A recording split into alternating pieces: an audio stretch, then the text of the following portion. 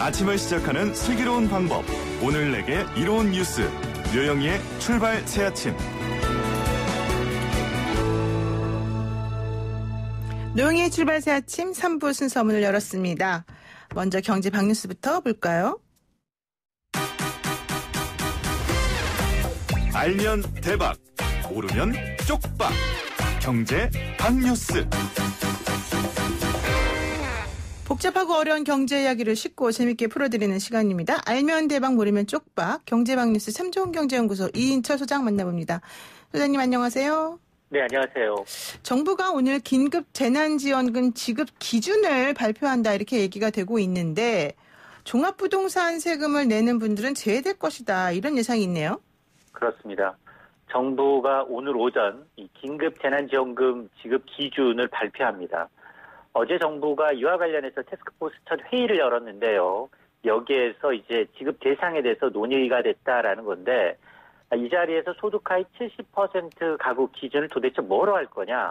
건강보험료 납부액을 기준으로 하되 부동산 지방세, 재산세를 기준으로 고액 자산가를 컷오프하자, 배제하자라는 방식이 유력하게 검토됐다라는 겁니다. 특히나 이제 종합부동산세 납부 대상자는 이 지원 대상에서 아예 빼버리자라는 방안까지 논의된 것으로 전해지고 있는데요. 이와 함께 이제 가구는 분리돼 있지만 실질적으로 생계를 함께하는 경우는 별도 가구로 이제 인정할지 여부 등도 발표가 될 것으로 보입니다. 정부는 특히 이제 재난지원금 소요 재원을 정부, 지자체 8대2로 나누는 것에 대해서도 지자체 의견을 수렴해서 구체적으로 어떤 비율로 나눌지에 대해서도 이번에 지침이 만들어질 것으로 보이는데요. 어쨌든 정부가 오늘 이제 지급 기준을 발표하게 되면 5월 중으로 이제 지원금을 지급하겠다라는 방침입니다. 네, 종부세 외에 뭐 건강보험료 납부에 뭐 가계소득 조사 결과 뭐 이런 것들 다 활용한다고 하니까 결과를 한번 봐야 되겠습니다. 그리고요, 코로나19 영향으로 미국의 실업률이 역대 최악이다 이런 보도가 있네요. 그렇습니다. 미국의 신규 실업자 수가 일주일 만에 또 사상 최대를 갈아치웠습니다. 3월 넷째 주 미국의 이 신규 실업수당 신청 건수가 664만 8천 건인데요. 일주일 전 3월 셋째 주에 328만 명의 2배가 넘습니다. 이게 지금 트럼프 대통령이 국가 비상사태를 선언한 지 지금 지난 13일인데요. 2주 동안 약 1,000만 명이 미국에서 직장을 잃었다라는 의미입니다. 미국의 실업자 수는 더 늘어날 가능성이 높은데요. 이 코로나19로 인해서 미국 경제 셧다운이 본격화된 게 3월 중순부터입니다. 4월부터는 해고가 더 늘어날 가능성이 높은데 벌써부터 유가 급락에 미국의 셰일 업체 2곳이 파산보호 신청을 했고요. 또 식료품 체인점도 이제 파산보호 신청하는 기업들이 늘고 있어서 이 실업률은 앞으로 더 가파르게 늘어날 가능성이 높습니다. 때문에 미국 내 전문가들 미국의 실업률이 석유 파동 이후 직후 최고인 10%가 넘을 것이다. 특히나 미 연준, 세인트루이스 연방은행은 코로나 여파로 미국의 실업률은 32%, 실업자가 무려 4,700만 명에 달하는 100년 만에 최악의 공황이 올 수 있다라고 얘기하고 있는데요. 실업자가 늘어나게 되면 이 소비가 줄고 기업 실적이 악화돼서 이 해고가 더 늘어나는 악순환에 빠질 가능성이 높습니다. 그렇군요. 사실 이제 우리 방송에 며칠 전에 고용노동부 차관이 직접 출연을 하셨죠. 그러면서 미국 등의 경우에는 실제 상대적으로 해고가 우리나라보다 훨씬 쉽기 때문에 실업률이 높을 수 있을 것이다. 이 코로나 여파로. 그런데 우리는 좀 그것과는 좀 다른 양상으로 펼쳐질 것 같다. 이런 얘기를 했는데 그 말이 딱 맞네요. 지금 얘기를 들어보니까 1,000만 명이나 갑자기 코로나 때문에 해고됐다. 이렇게 되면은 미국도 만만치 않을 것 같습니다. 자, 그리고요, 또 이 코로나19 여파로 또 힘들어하는 곳이 바로 여행업계, 항공업계 이쪽이 분명한 것 같은데 그러다 보니까 항공업계의 구조조정 문제가 또 심각하게 얘기가 되고 있습니다. 그렇습니다. 항공업계에서 이 구조조정이 본격화되고 있는 게 아니냐라는 신호탄인데요. 국내선, 국제선 모두 운항을 멈춘 이스타항공이 항공사 가운데 처음으로 2차례 걸쳐서 희망퇴직 신청을 받는데요. 우선 이스타항공 전체 직원 1,680명 가운데 45%, 절반에 가까운 750여 명을 줄이겠다라는 겁니다. 인력 감축 목표에 못 미치면 다음 달 정리해고의 수순을 걸을 수밖에 없다라는 건데요. 항공사 협력업체는 이미 대규모 감원이 시작이 됐습니다. 전체 노선 가운데 90% 운항이 중단된 대한항공도 비슷한데요. 이 기내식 생산 업체가 이제 기내식 생산이 급감하면서 공장에서 일하던 협력업체 직원 1,300여 명 가운데 절반 정도가 권고 사직으로 일자리를 잃었습니다. 임금 반납이라든가 무급 휴직으로 버티고 있는 대형 항공사들도 현재 상황이 장기화되면 인력 감축이 불가피한 상황인데요. 정부는 때문에 이제 기내식 업체 등 이 공항 상업시설 임대료를 최대 절반까지 낮춰주겠다라고 이제 밝혔지만 이 항공업체들의 셧다운과 해고를 막지는 못하고 있습니다. 네, 뭐 저가 항공사도 그렇고 또 공항 면세점들도 그렇고 협력업체 직원들도 그렇고 정말 전국적으로 초비상이 아닐 수 없습니다. 그리고요. 또 우리나라 부자들의 부동산 자산 비중이 6년 만에 감소한 걸로 나타났다는 소식도 있습니까? 그렇습니다. 하나은행과 이제 하나금융연구소가 지난해 금융자산 10억 원 이상 보유한 하나은행 VIP 390여 명을 대상으로 한 설문조사입니다. 이들의 총자산이 평균 160억 원, 연소득이 4억 7,700만 원이고 평균 나이가 68세입니다. 정말 알짜 부자들인데요. 이들의 이제 부동산 자산 비중이 51%로 1년 전에 비해서 2%포인트 오히려 줄었습니다. 2014년, 13년 44% 이후 6년 만에 처음으로 감소세로 돌아섰는데요. 이는 정부가 각종 부동산 규제를 강화했죠. 또 집값 상승세가 둔화되고 세금 부담 등이 영향을 미쳐서 주택 일부를 처분하거나 증여한 것으로 보이는데요. 우리나라 부자들은 부자가 되기 위한 이 시드머니, 종잣돈을 평균 41살에 마련한 것으로 조사가 됐습니다. 이 종잣돈 확보 수단으로는 사업소득이 31%로 가장 높았고 부동산 투자, 근로소득 등의 순이었는데요. 또한 이제 부동산 이 부자들은 자산을 노후 준비에 절반가량을 그리고 상속과 증여의 순으로 썼는데 이 자녀에게 증여하는 시기가 평균 65.2세로 나타나서 이들은 41세의 종잣돈을 마련해서 평균 65세에 자식들한테 물려주는 것으로 드러났습니다. 네, 그랬군요. 알겠습니다. 오늘 말씀 여기까지 듣겠습니다. 고맙습니다. 네, 고맙습니다. 네, 지금까지 참좋은경제연구소 이인철 소장이었습니다. 친절한 시사, 시원한 통찰, 노영희의 출발 새 아침, 슬기로운 인터뷰.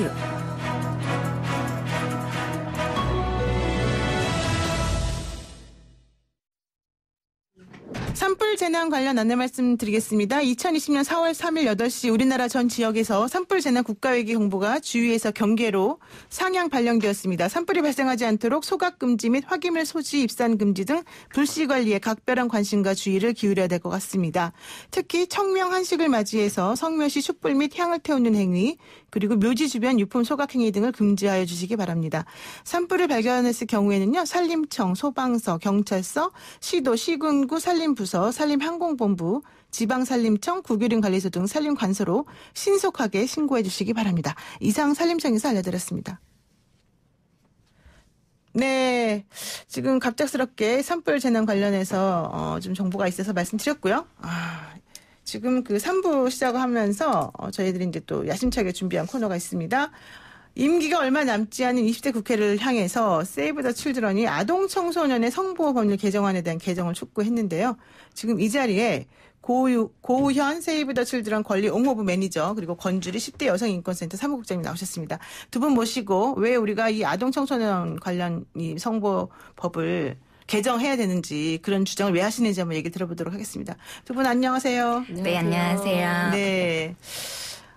사실 저도 이 아동에 대한 뭐 학대라던가 각종 범죄 행위는 정말 엄격히 처벌받아 마땅하다라고 생각하는 사람 중에 하나인데 그럼에도 불구하고 정말 아직까지 갈 길이 멀다 생각이 듭니다. 특히 이제 이번 N번방, 이 뭐 박사방, 디스코드 이런 곳에 지금 성착취물 자료가 아직도 남아있고 공유되고 있다는 점 이런 것들이 사실은 상당히 심각한데요. 이러한 우리가 정말 말하기에 또 부끄러운 이런 방들이 운영되는 방식이 돈 때문에 이용자들의 등급에 따라서 이 아이들을 그냥 대상으로 삼으면서 하고 있다는 거 정말 끔찍합니다. 어쨌든 화가 나는 거는 어제까지 해당 서버를 4,700여 명이나 아직도 이용하고 있다는 것이고요. 대놓고 공공연하게 성착취물을 이용하고 있다는 건데 경찰 관계자들은 계속해서 그래요. 우리 온라인에 나오고 있는 거는 무조건 우리가 발견 지운다. 그런데 왜 아직도 우리는 그거를 실감을 못하고 있는 것인지 좀 이해가 안 가거든요. 자, 어떤 분이 어떤 어려운 점이 있어서 이런지를 좀 설명해 주실까요? 네, 우선 인터넷에 한번 공개된다는 것은 네. 이게 영원히 삭제된다는 보장이 없어요. 네, 누가 네. 한번 다운로드 받은 거 다시 올린다는 보장이 그게 올릴 수 있는 거잖아요. 네. 그래서 언제 누가 어떻게 복제할지 모르는 거고요. 네네. 그리고 엠번방이라는 이름에서 보시는 것처럼 언제 다시 닫고 열고 너무나 쉽거든요. 그래서 1번 방, 2번 방, 3번 방 이게 1000번 방이 될 수도 있고 10,000번 방이 될 수도 있는 거거든요. 그래서 그 몇 번 방이 될지 어느 방이 있는지 없는지조차 그 존재 여부조차 파악하기 힘든 그런 한계가 좀 있습니다. 그래서 여가부가 2018년부터 이제 디지털 성범죄 피해자 네. 지원센터에서 영상물을 삭제한 게 13만 건 정도 된다고 13만 건이요? 네, 밝히고는 있지만요. 또 한계가 있는 게 이제 소셜 미디어라든지 서비스 제공업체에서 이거를 이제 여가부의 협조 요청을 받아서 삭제를 하는 건데 그렇죠. 사실 삭제 의무를 부과한다고 얘기를 하지만 이거를 지키지 않았을 때 어떤 제재할 마땅한 방도가 없어요. 그래서 네. 삭제하지 않았다고 했을 때 여기에 대해서 어떠한 방도도 취할 수가 없는 상황입니다. 그러니까 원래 그 사실 포털 같은 경우에는 그런 음란한 게시물이나 아동 청소년에게 유해한 게시물 같은 것이 게시가 되면 그거를 걸르고 삭제하고 이런 의무가 있긴 있습니다. 그런데 이거는 실제 행위자가 그 포털의 뭐 운영자는 아니기 때문에 좀 처벌이 약하기도 하고 여러 가지 어려운 점이 있다. 이제 그래서 아마 그런 틈에서 말씀해 주신 것 같은데 지금 이제 얘기해 주신 분이 고우현 세이브 더 칠드런 권리 용어부 매니저이셨고요. 자, 그러면 지금 이 성착취물 유포 사건 관련해서 지금 필요한데도 불구하고 우리 고 매니저 말씀하신 것처럼 어려운 이유에 대해서 한번 우리 건주리 사무국장님이 조금 더 구체적으로 말씀해 주실까요? 앞서 그 말씀해주신 내용과 더불어서 사실 그 이미 그 유포가 된 그 착취물들에 대해서 삭제하는 네. 것도 너무 중요한데요. 사실상 지금 이렇게 이미 배포하고 만들고 있고 또 다시 재생산하고 또 다운받고 소비하는 사람들 네. 이 사람들에 대한 지금 적법한 처벌을 할 수 있는 근거가 없어요. 법적 근거가. 이런 부분이 계속해서 이 사람들이 이런 일을 할 수 있는 근거 이렇게 할 수 있는 환경을 만들어주고 있는 거죠. 그러니까 네네. 삭제를 계속 한다고 하더라도 어쨌든 이 사람들은 계속 그 정부에서는 노력을 들여서 삭제해야 되는 그런 부분이 있지만 실제로 이 사람들에 대한 처벌이 되지 않는다면 피해자는 계속 양산이 되고 이 사람들은 계속 이 환경을 이용하는 무한 반복이 되는 게 지금의 현실입니다. 그러니까 마땅한 법적 처벌 근거를 찾기가 조금 어려운 부분들이 있고 이게 무한 반복되는 거를 끊어내기가 어렵다. 네, 법적 근거가 없으니까 이 사람들은 계속 어떤 그 피해 대상이 될 아동 청소년들을 찾고 계속해서 착취해서 영상물을 만들고 계속 배포를 하고 삭제한 사람은 계속 삭제만 하게 되는 거죠. 네. 이 부분을 아예 만들지 못하게 만드는 법이 필요한데 우리나라에서 현행법상에서 지금 사이버 환경을 규제하는 법령이 없습니다. 그게 가장 큰 문제라고 생각됩니다. 사이버 이 성범죄, 사이버 영상 관련해서 이 아동이나 이런 미성년자에 대한 착취를 집중적으로 구체적으로 뭔가 처벌하는 혹은 그들을 보호하는 법률이 따로 마련되어 있지 않기 때문에 네, 맞습니다. 사실은 현실적으로 어려운 점이 있는 것 같다 이런 얘기를 지금 하고 계신데 그래서 이제 한국 여성 변호사회 같은 경우도요. 이제 성폭력 위기센터 전문 변호사를 이번에 이 엠번방 사건 관련해서 피해자들을 돕기 위한 변호사로서 모임을 좀 만들었어요. 네. 그래서 사실은 저희가 이제 검찰청하고 같이 협력해서 이들을 돕기 위해서 노력을 하고 있는데 보니까 엠번방 집단 성착취물 유포 사건에서도 피해자가 74명인데 그중에 16명이 아동 청소년이다 이렇게 나타났단 말이에요. 예. 그래서 우리가 궁금한 게 이 아이들은 그러면 어떻게 도움을 받을 수 있는가 이 부분이었거든요. 어떻게 도움을 받을 수 있을까요? 네, 우선은 디지털 성범죄 피해자 지원센터에서 밝힌 거는 그렇죠. 영상 삭제 지원 아까 말씀하신 부분들 네. 그런 지원을 하고 있고요.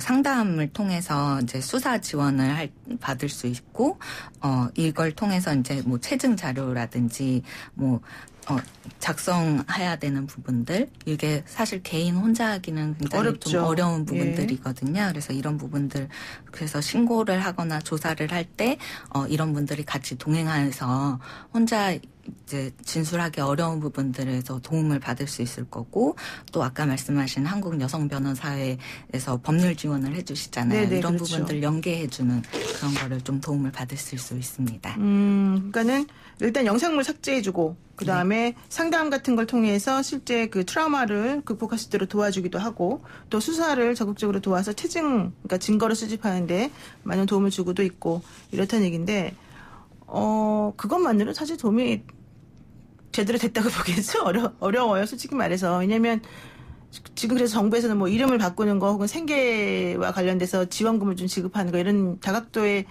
도움을 조금 생각하고 있다고는 하는데 이제 근본적으로 해결이 안 되니까 사실 이게 앞으로 어느 정도나 의미가 있을지 좀 회의적이다 이런 반응 보이는 분들도 많더라고요. 자, 그래서요. 이제 정부에서 지금 성착취물 유포 사건 관련된 회복 지원 약속을 했음에도 불구하고 피해자 파악하는 것이 어려운 또 그런 부분도 있다. 이런 얘기도 또 나오고 있습니다. 그러면 왜 피해자 파악조차도 못하는 건지 이거 되게 이상하거든요. 네, 일단 사실 지금 피해자분들이 이런 지금 N번방이라는 이름으로 이제 사건화돼서 지금 나타나고는 있지만 이미 이 피해자들은 N번방에서만 있었던 피해자분들이 아니거든요. 그렇죠. 예. 저희 기관 같은 경우는 지금 계속 2012년부터 지금까지 그 사이버 환경을 모니터링하고 있는 일을 하고 있는데요. 그래서 저희 기관에 오는 피해자분들은 이미 이런 피해를 겪고 왔었어요. 근데 저희한테 연락을 주는 때도 굉장히 어렵게 연락을 해요. 대부분 저희는 이제 아동 청소년 피해자를 만나고 있는데 네네.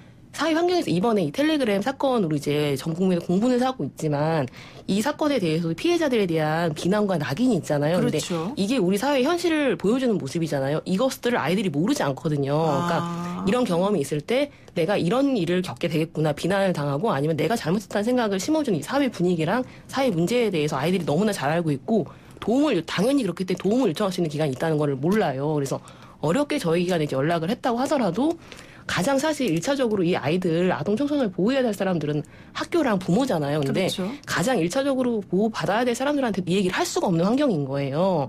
그래서 이 친구들에 대한 이 부분이 낙인을 찍을 문제가 아니고 물론 아동 청소년의 문제만은 아니겠지만 이 부분이 피해 사실이면 방점이 찍히면 되는 건데 이게 뭐 아이가 어떻게 했고 이런 부분을 고민할 문제가 아닌 거잖아요. 그렇죠. 예. 그런 얘기가 좀 다뤄져야 된다고 생각이 됩니다. 그러니까는 이제 뭐 피해자들 전체적으로 다 당연히 도움을 줘야 되겠지만 그중에서 네. 특히 아동 청소년들은 이런 상황에서 어떻게 도움 받아야 되는지 일단 잘 모르고 네, 그리고 이게 본인의 잘못이 아닌데 본인의 잘못으로 여기는 부분, 이 문제인 거죠. 이제 연락을 할 수가 없으니까. 그리고 예, 지금 말씀하신 것처럼 뭐 인터넷이나 이런 걸 보게 되면은 그 피해자를 오히려 2차 그렇죠. 가해하는 그런 맞습니다. 그 대중의 익명 뒤에 숨은 비난들 이런 네. 것들이 너무 심해서 아이들이 용기를 또 못 내는 게 있고 맞습니다.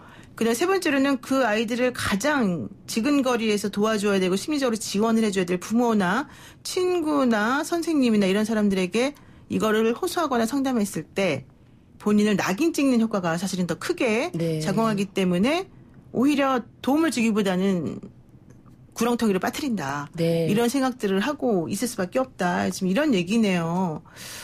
아이고 그러면은 이 어떻게 해야 되지 참 저도 난감한데 자 어쨌든 그럼에도 불구하고 그게 아니다라고 하는 걸 우리가 이제 지속적으로 알려주면서 정말 실질적인 구제를 해줘야 될 것 같고 특히 이 아이들에 대한 신상이 공개되는 일이 절대 없도록 해야 될 것 같습니다. 그런데 자 그러면 아까 이제 말씀하신 것처럼 어느 곳에 피해 사실을 어떻게 알리면 될지 몰라서 아이들이 처음에 이런 도움을 못 구한다라고 말씀하셨잖아요. 그럼 어떻게 먼저 어디를 찾아가야 됩니까? 일단 뭐 아까 고용 매니저님이 말씀하신 것처럼 예. 지금 알려진 기관들한테 그러니까 전문 기관에 연락을 하는 게 중요합니다. 그래서 지금 이번 사건이 계기가 돼갖고 전문 네. 기관들에 대해서 안내가 많이 되고 있어요. 어디에요? 예. 일단 제가 출연했으니까 네. 저희 10대 여성 인권센터에 연락을 주시면 관련된 조력을 당연히 받으실 수 있고요. 10대 여성인권센터. 네, 그리고 또 디지털 성범죄 지원센터에서는 삭제 지원을 하고 있습니다. 네. 그리고 저희 일단 2군데 기관으로만 연락을 주셔도 관련돼서 조력을 충분히 받으실 수 있도록 안내해드리고 또 계속해서 그 절차를 아이들이 혼자 밟아 나가지 않을 수 있도록 하고 있으니까 꼭 전문기관에 연락을 했으면 좋겠다는 말씀을 드리고 싶고 네네. 또 부모님들도 이제 연락을 왕왕 주세요. 이제 이런 텔레그램 사건 이전에도 이제 계속 이런 일들이 있어 왔으니까 네. 이때 이제 부모님들이 아까 말씀드렸던 것처럼 너무 속이 상하고 하는 부분은 너무 당연히 있으시지만 화가 나기도 하시는 거 이런 사회적인 분위기를 그렇죠. 이제 부모님도 같이 갖고 계시니까 이때 아이들을 비난하지 마시고 너무 화가 나신다고 또 뭐라고 하지 마시고 전문기관의 부모님도 그냥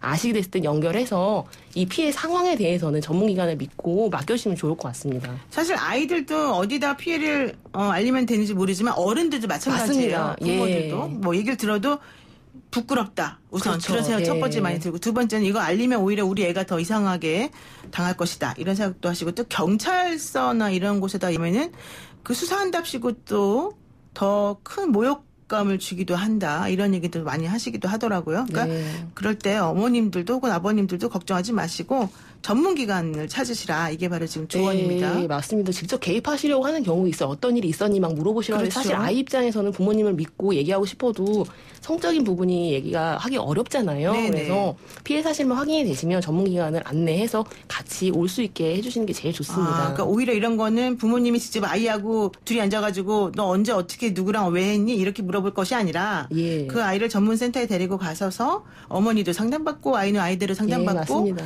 이제 이렇게 해서 처리라는 게 제일 낫겠다. 네. 그 말씀을 들으니까 정말 그런 것 같습니다. 자, 고현 매니저님. 네. 그런데 어쨌든 현행 그 아동 청소년 성보호에 관한 법률 우리가 아청법이라고 부릅니다. 이 아청법에 의해서 성착취 피해 아동 청소년들이 혹시라도 처벌받을 수 있습니까? 아이들이 그것 때문에 또 피해 구제를 못한다고 하던데요. 네, 맞습니다. 아까 사무국장님이 말씀하신 것처럼 아이들한테 우리가 빌미가 있는 것처럼 2차 가해 시선으로 보는 게 있다고 네네. 이야기를 하셨잖아요. 그런데 똑같이 아청법이 아이들을 그런 시선으로 보고 있습니다. 그게 문제인데요. 네. 아이들을 자꾸 순수한 피해자하고 행실에 문제가 있어서 마치 너희가 빌미를 줘서 피해를 입은 아이들이 있는 것처럼 나눠서 피해 아동하고 그렇지 않은 아이들, 그래서 대상 아동 청소년이라고 이름 붙이는 아이들하고 이렇게 구분을 하고 있어요. 네네. 그래서 이렇게 대상 아동 청소년이라고 이름 붙인 아이들한테는 피해자 지위를 주지 않고 그래서 국선 변호사라든지 이런 피해 아동 청소년이 받아야 될 지원도 마땅히 주지 않고 이 아이들한테는 더군다나 보호처분이라는 이름 아래 소년원 송치까지 가능하거든요. 그렇기 때문에 아이들한테는 보호처분이라고 이름 붙었지만 이게 당연히 처벌로 받아들일 수밖에 없어요. 그렇기 때문에 오히려 아이들은 당연히 이게 무섭기 때문에 신고를 해야 되지만 당연히 그리고 아까 말씀하신 피해 범죄를 신고해서 지원을 받아야 되는데 이게 무섭기 때문에 신고를 하지 못하고 도와달라고 얘기를 할 수 없고 더 심각한 문제는 아이들이 신고를 해야 될까 말아야 될까 고민하고 있는 순간에 범죄자들은 이걸 가지고 너 신고하면 너도 처벌받아라고 협박을 해요. 네, 맞아요. 네. 그래서 이걸 가지고 더 심각한 성착취 범죄를 저지를 수가 있는 거예요. 네. 그래서 아이들이 오히려 더 수렁으로 빠져들게 되는 상황들이 발생을 하고 있거든요. 이거는 그래서 국제사회에서는 아이들을 절대로 범죄자 취급하지 말라라고 네. 이미 정말 국제법적으로 되어 있는 거고 이거는 우리 대한민국도 91년에 이미 협약을 비준을 했던 그렇죠. 국제 아동 권리 협약에 되어 있는 상황이에요. 네. 지금 30년 전에 비준한 협약을 우리는 아직도 안 지키고 있는 상황인 거거든요. 네. 그래서 작년 9월에 이제 국제 아동 권리 협약을 우리가 비준을 했기 때문에 국제 아동 권리위원회에서 우리나라 국가 심의를 하면서 이 문제를 다뤘죠. 그러면서 다뤘었습니다. 우리나라가 아직까지 수준이 낮다. 네. 이러면 안 된다. 이런 권고를 또 하기도 했죠. 네, 맞습니다. 그러니까 참 다시 한번 말씀을 드리면 현행 그 아청법이라고 우리가 부르는 그 법에 의하면 이 법은 실질적으로는 이 아동 청소년을 보호하지 않는 이 아동 청소년을 이용해서 범죄를 저지르는 어른들을 처벌하기 위한 법이다. 우선 그거에 대한 인식이 명확히 있어야 될 것 같고 두 번째는 그 법에서 이 아이들에 대해서 보호 처분을 하거나 뭔가 좀 어떤 식으로 조치를 취하는 것이 가능하다라고 규정되어 있는데 규정되어 있는 것은 처벌이 아니라 그 아이들을 도와주기 위해서 만들어진 그런 규정이니까 이것을 너무 걱정하면서 협박하는 것에 넘어가면 안 된다. 이제 이거를 아이들에게 좀 알려야 될 필요가 있다. 그리고 세 번째는 사실은 아이들이요, 이 죄책감을 느끼면서 자기네들이 잘못했다고 스스로 생각하는 게 또 장애물에 작용하는 것 같아요. 제가 봤을 때는. 왜냐하면 이 아이들이 뭐 예를 들면 아르바이트생 모집합니다. 이런 걸 듣고서 여기 이런 범죄자들하고 연결되기도 하고요. 두 번째는 그런 범죄자들이 아르바이트 하려면 난 어떻게 해라고 말하니까 그 말을 조금 하다가 보면은 이거 나 잘못하고 있는 것 같은데 이거 내가 혹시라도 이런 식으로 해서 뭐 돈을 조금 받거나 뭔가 하게 되면 나도 똑같은 범죄를 저지른 사람이 되는 거 아니야? 라는 잘못된 생각을 가지고 있어서 아청법에 의한 피해 구조 요청을 못 한단 말이에요. 그러니까 그런 게 아니다라고 하는 거를 이 아청법을 좀 명확하게 개정을 해가지고 좀 했으면 좋겠다 이런 얘기잖아요. 그럼 다시 한번 좀 정확하게 좀 해볼게요. 아청법에 있는 어떤 규정이 어떤 식으로 개정이 되면 될까요? 네, 가장 시급한 거는 지금 아까 말씀드렸던 대상아동 청소년 규정이 삭제돼야 되는 거고요. 네네. 그러면서 지금 대상아동 청소년이라고 된 규정이 삭제되면서 그런 지금 피해아동 청소년으로 다 같이 포섭이 돼야 되는 거고. 그렇죠. 피해자로 그러니까 포섭이 돼야 된다. 네, 네, 그러면 무조건적으로 피해자로 네. 보고. 네, 그렇죠. 무조건적으로 피해아동 청소년으로 보면서 그 아동들을 지원할 수 있는 통합지원센터가 설치되고 이들을 도와줄 수 있는 전담 부서가 설치돼야 됩니다. 네. 그러면서 아까 말씀하신 뭐 스폰 알바를 구합니다라든지 뭔가 랜덤 채팅을 이용해서 아이들한테 용돈 줄게 뭐 이런 식으로 그렇죠. 예. 아이들을 그루밍한다고 하죠. 그래서 네. 성착취를 목적으로 접근하는 행위들을 범죄로 규정할 수 있는 그런 명확하게 규정이 좀 필요하다. 네, 그런 규정들이 필요할 거고요. 뭐 그런 성착취물을 만들어졌을 때 아이들을 이걸 가지고 협박하는 행위들이 아직까지는 범죄로 구성하기가 굉장히 까다롭거든요. 네네, 그렇죠. 그런 것들을 이제 범죄로 구성할 수 있도록 잘 만들어야 되는 것도 필요하겠습니다. 네, 그렇군요. 그리고요, 이제 이 세이브 더 칠드런이나 10대 여성 인권센터가 사실은 이제 전문 기관인데 이런 쪽에서는 그렇다면 이 아이들의 이용한 이 온라인 성범죄 이걸 근절하기 위해서 그동안 쭉 노력을 해오셨을 거 아닙니까? 어떤 노력들을 해오셨습니까? 네, 사실 저희 단체뿐만이 아니고 작년부터 공동대책위원회를 꾸리고 있어요. 공동대책위원회. 예, 아청법 개정을 위한 공동대책위원회가 네. 1월 22일에 이제 발족을 해서 현재 373개 단체가 같은 목소리를 내고 있습니다. 단체가 373개나 됩니까? 네, 작년부터 지금까지 현재까지 계속 작년에 저희는 뭐 간담회도 하고 법률 전문가 릴레이 성명도 10차가 넘게 발표를 하고 여러 가지 할 수 있는 모든 활동을 했는데 현재 제자리인 거예요. 아까 그 고요 매니저님께서 말씀해 주신 그 대상아동 청소년 규정을 삭제하는 부분에서 막혀 있는 거예요. 이 아이들을 보호하자는 이 얘기 자체에서 여기서 지금 한 발짝도 나아가지 못하고 있는 게 지금의 현실입니다. 그런데 사실 이제 20대 국회 벌써 끝내잖아요. 네, 저희가 그러면 자동으로 폐기가 되는 거 아닙니까? 개정법 올라가 있어도? 맞습니다. 그래서 만약에 진짜 이번 국회에서 이 부분이 반영이 되지 않는다면 사실은 이 똑같은 내용의 아청법 개정 아까 고현 매니저님이 말씀하신 대상아동 청소년 삭제 그리고 통합지원센터 설치 정부 내 전담기구가 없으니까 설치하는 네. 이 내용이 20대 국회에서도 이미 발의가 됐다가 폐기가 됐고 네. 지금 현재 19대에서 폐기가 됐었고 20대에 현재 있는데 또 폐기가 될 상황에 놓여 있는 거예요. 근데 지금 이렇게 공분을 사고 있는 내용들로 그 아이들이 보호를 받고 있지 못하는데 이 부분이 계속 제자리인 게 가장 큰 문제입니다. 그러니까 그동안에 우리 이 센터나 이 세이브 더 칠드런에서는 이런 그 법 개정과 관련된 여러 가지 노력들을 꾸준히 해오셨고 실질적으로 상담도 하고 그랬는데 결국 다 무용지물이더라. 아무것도 안 되더라. 이 얘기네요. 네, 그렇습니다. 현재까지 그렇잖아요. 굉장히 어려운 상황입니다. 아이들이 어려운 상황인 거죠. 사실 법이 개정이 되지 않으면 도움을 요청할 수 없으니까 사실 법이 개정이 돼서 피해자로만 규정이 그 보호만 되면 피해 경험에 대해서 이 사람이 저한테 이렇게 했어요라고 얘기를 할 수 있는 구조가 되는 건데 지금 이 구조 안에서는 오히려 네가 처벌받아라는 얘기를 들으니까 저 사람이 그랬어요라는 말을 할 수 없는 거예요. 그렇죠.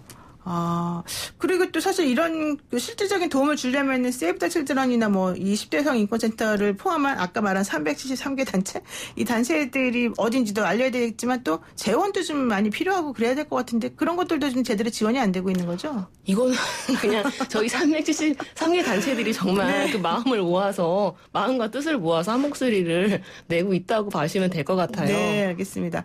그리고 이제 요거 하나 제가 궁금해서 여쭤볼게요. 이 집단 성착취물 유포 사건 들을 때마다 참 이상하게 느껴지는 게 가해자라고 우리가 지금 얘기되고 있는 태평양이라는 사람 또 뭐 로리 대장 태범 뭐 커비 이런 이름 정말 이런 닉네임도 참 특이합니다만 이런 이름을 가진 사람들이 전부 다 10대 아닙니까?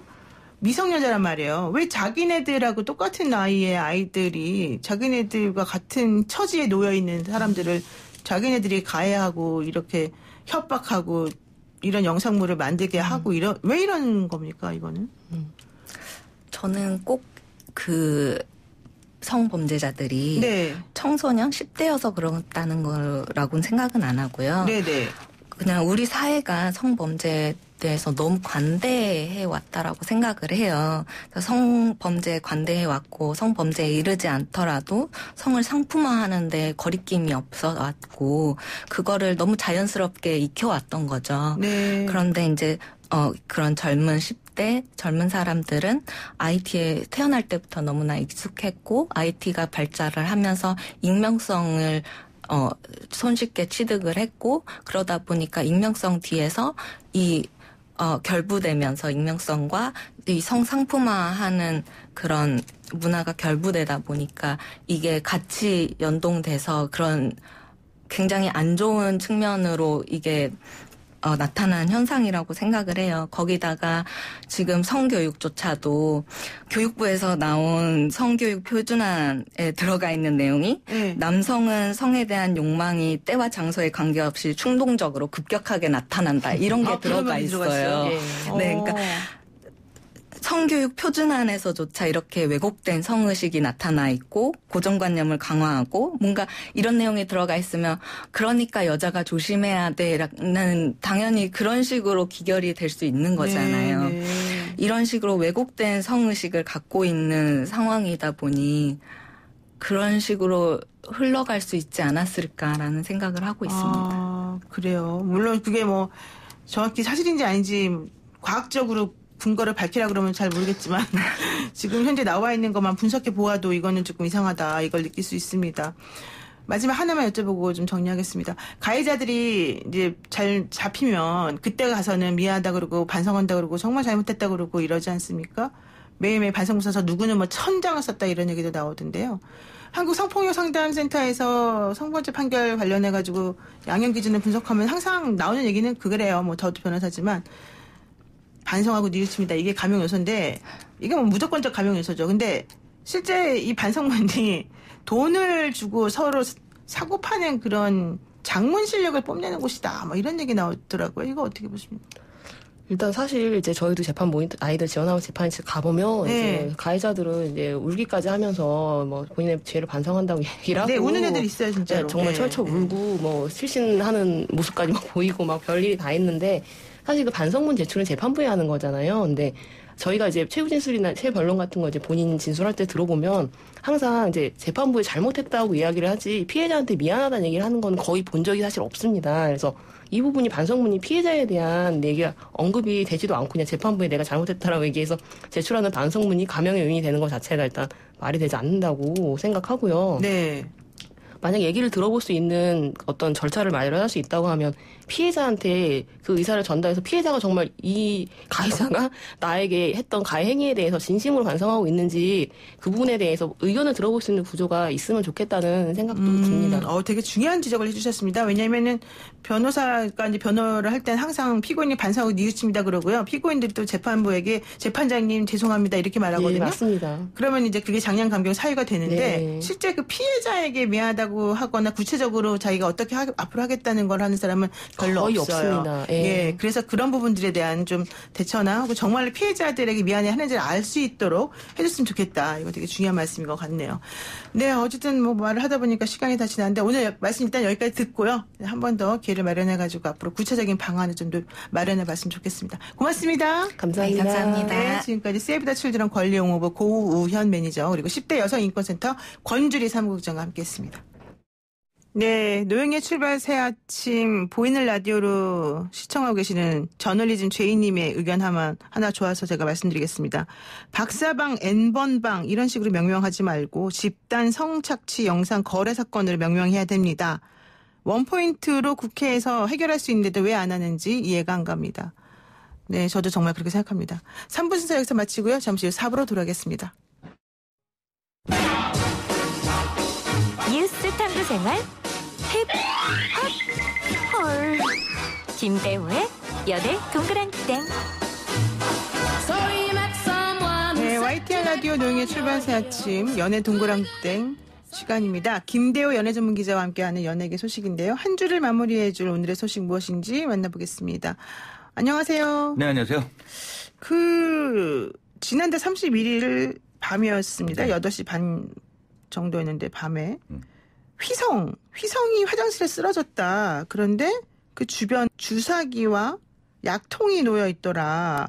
그리고 결과적으로 봤더니 직전에 ATM에서 돈을 출금하는 휘성의 모습이 잡혔고 약물 거래한 거 아니냐 이런 소식이 나왔습니다. 이거 무슨 말이에요?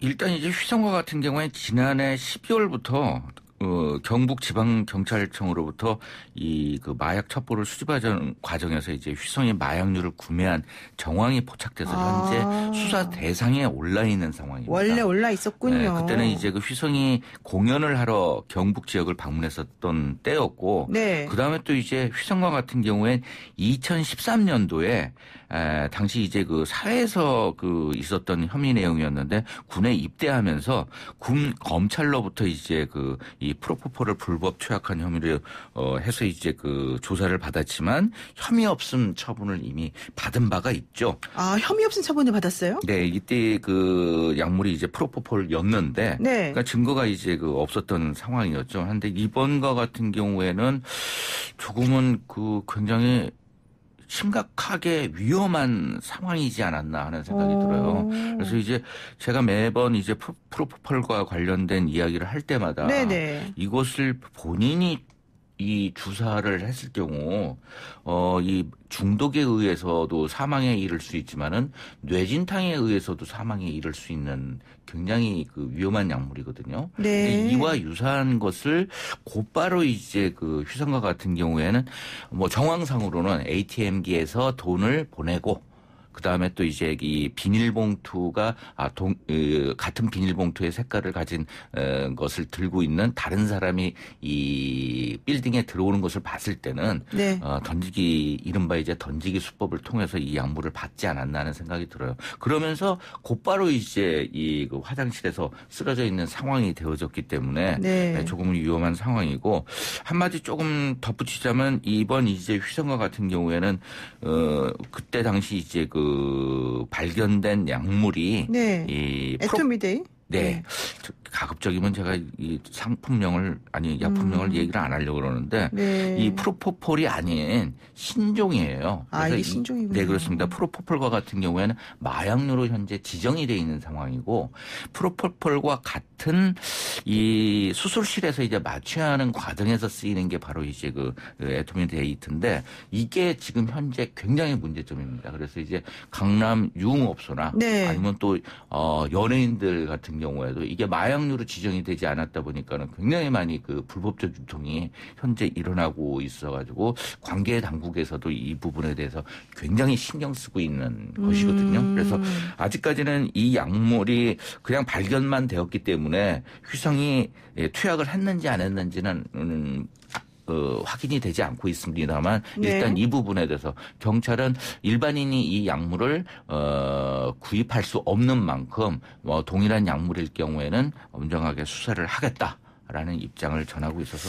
제가 좀 생각할 때는 이번에는 그 처벌을 받지 않을까 하는 생각이 듭니다. 아니 근데 이게 사실은 휘성이 군복무 시절 2013년도였어요. 네.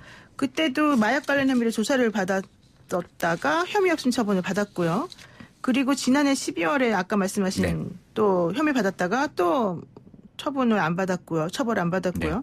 이번에 이제 이런 일이 벌어진 건데 여기에 대해서 사실은 그 현장을 방문했던 구급대원하고 경찰이 1시간 동안 휘성이 의식을 차릴 때까지 기다린 다음에 경찰서로 데려갔고 네. 마약 검사를 했는데 음성 판정이 또 나왔다고 그래요.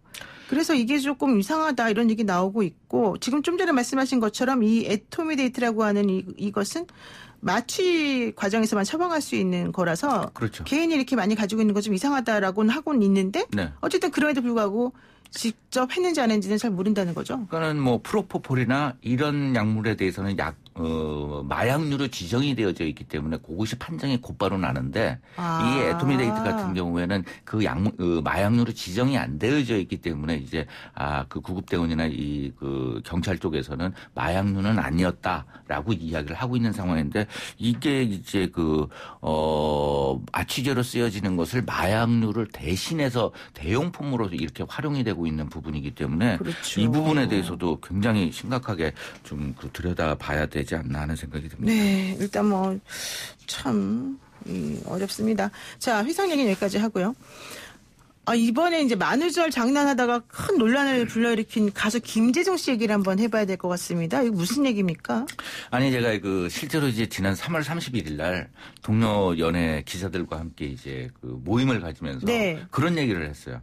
이거 혹시 또 어떤 연예인이 코로나 가지고서 이 만우절 말하는 거 아니냐 했는데 그 주인공이 바로 김재중이 돼버린 것입니다. 그래서 김재중 씨, 가수 김재중 씨. 네, 그렇죠. 자신의 이제 SNS 계정에 코로나19 바이러스에 감염됐다. 정부로부터 주변으로부터 주의받은 모든 것을 무시한 채 생활한 것이 저의 부주의였다. 이렇게 글을 올린 거예요. 네. 실제적으로 이제 뭐 구글과 같은 회사도 매년 4월 1일 같은 때는 이제 공식적으로 그 만우절 행사를 하거든요. 뭐 예를 들어 가지고 자신들이 이제 그 인터넷 회선을 개발했는데 변기를 통해서 이제 인터넷을 연결하게 만들었다. 이런 굉장히 황당한 이야기를 하고 있는데 정말 그 해서는 안 될 이번 이 만우절 관련 거짓말을 한 것으로 보여져요. 그래서 이게 단순하게 뭐 본인과 같은 경우에는 조금 이제 이 코로나19에 대한 경각심과 그다음에 또 이런 부분에 대해서 알리려고 했다는 이야기를 했습니다만 그것만으로는 해결이 안 되는 것이죠. 지금 사망한 사람이 수만 명에 이르는 상황인데 그리고 또 지금까지도 굉장히 많은 사람들이 고통받고 있는데 이런 농담을 해서는 안 되고 이 농담으로 인해 가지고 어쩌면 또 이제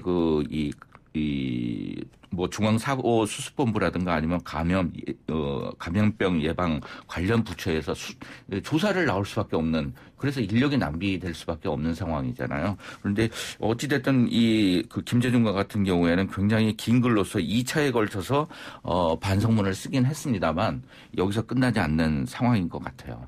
아니 그런데 왜 이랬대요? 그거 혹시 들어보셨어요? 아까 좀 전에 막 경각심을 불러일으키기 위해서 그랬다고 이제 변명을 한 건데 진짜로 그런가요? 만우절 농담으로 상당히 지나치긴 하지만 첫 번째로는 짧은 시간 안에 많은 분들이 걱정을 해줬다. 그리고 또 이제 현 시점에서 경각심 마음에 새기자. 이렇게 본인 취지 자체는 많은 사람들에게 그렇게 알리겠다는 뜻이었어요. 하지만 그 부분이 너무 지나쳤던 상황인 것이죠. 그러면서 이제 이 본인과 같은 경우에는 어떤 처벌이라도 달게 받겠다라고 이야기를 하고 있는 상황이고, 국민청원까지 지금 현재 올라와 있고, 그 다음에 또 이제 뉴욕 타임즈 같은 경우에는 또 이제 이 부분에 대해서 지적까지 했어요. 그래서 K-팝 스타가 만우절 코로나19 농담을 했지만 망연자실한 팬들은 아무도 웃지 않았다. 이렇게까지 지금 현재 보도가 되고 있는 상황이고요. 그러면서 이 세 번째 이제 반성문을 썼습니다. 그래서 극복을 위해 힘쓰는 많은 분들께 상심을 드린 점 진심으로 사과드린다. 이런 얘기를 했는데요. 현재 이제 김재중과 같은 경우엔 주로 일본에 머물고 있는 상황인데 모든 스케줄이 다 올스톱된 상황입니다. 그래서 굉장히 많은 이 출연이 예정이 되어져 있는데 계속적으로 현재 취소가 되고 있는 상황이네요. 그러니까요. 일본에서 사실은 이제 계속해서 TV 방송이나 여기저기에 출연하기로 돼 있다가 이게 전부 다 취소가 됐고요. 네. 그리고 김재중 씨랑 같이 생활하거나 방송하거나 이렇게 관계 가졌던 사람들도 나 격리해야 된다, 자가 격리해야 된다 이러면서 또 사실 걱정을 되게 많이 했었었고요. 그렇죠. 네. 그러다 보니까 외국에서도 200만 팔로워가 있는 이 K-팝 스타가 왜 이런 거짓말을 했는지 모르겠다. 지금 이런 얘기를 하고 있는 중인데 이게 법적 처벌은 또 못 받는다. 이런 얘기가 나오면서 또 국민 여론이 더 안 좋아진 것 같아요. 네, 윤태호 중앙사고 수습본부 방역 총괄반장이 이런 얘기를 했습니다. 그래서 이제 이 거짓 정보를 제공하는 경우에는 이제 감염 예방법에 따라서 처벌받을 수 있는데 이번 사안에는 이제 이 두 가지 사례에 해당이 되지 않는다면서 개인 SNS에 이런 부분을 올려서 사회적 무리가 이 발생한 경우이고 가급적 신중을 기하는 것이 훨씬 더 바람직하지 않은가 하는 지적까지만 한 상황입니다. 그러니까 감염병 예방법상 처벌을 받으려면 역학조사 중이거나 그렇죠. 아니면 의사가 진료를 할 때 의료인에게 거짓 정보를 제공하고 거짓말을 하면은 처벌을 받아요. 그런데 김재중 씨는 그게 아니라 지금 뭐 역학조사를 받고 있는 중도 아니었고 뭐 의료인하고 뭔가 하고 있는 것도 아니었기 때문에